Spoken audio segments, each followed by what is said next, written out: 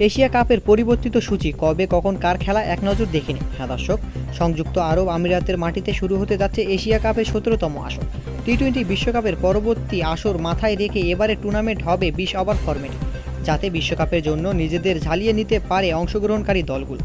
স্বাভাবিকভাবে এশিয়ার দলগুলোর কাছে টি-20 বিশ্বকাপের প্রস্তুতির সেরা মঞ্চ এশিয়া কাপ। এর আগে 2016-2022 সালে টি-20 ফরম্যাটে এশিয়া কাপ হয়েছিল। দুবারই টি-20 বিশ্বকাপ মাথায় রেখে সংক্ষিপ্ত ভাষণে আয়োজন করা হয়েছিল এশিয়া কাপ। এবারের এশিয়া কাপে অংশ নেবে 8টি দল। এশিয়ান ক্রিকেট কাউন্সিলের এসিসি পূর্ণ সদস্য বাংলাদেশ, ভারত, পাকিস্তান, আফগানিস্তান, শ্রীলঙ্কা এবং 2024 সালে এসিসি প্রিমিয়ার কাপে শীর্ষে 3-এর মধ্যে থাকা স্বাগতিক সংযুক্ত আরব আমিরাত, ওমান এবং হংকং। অংশ নেওয়া 8টি দল 2 গ্রুপে ভাগ হয়ে এবারের এশিয়া কাপ মাতাবে।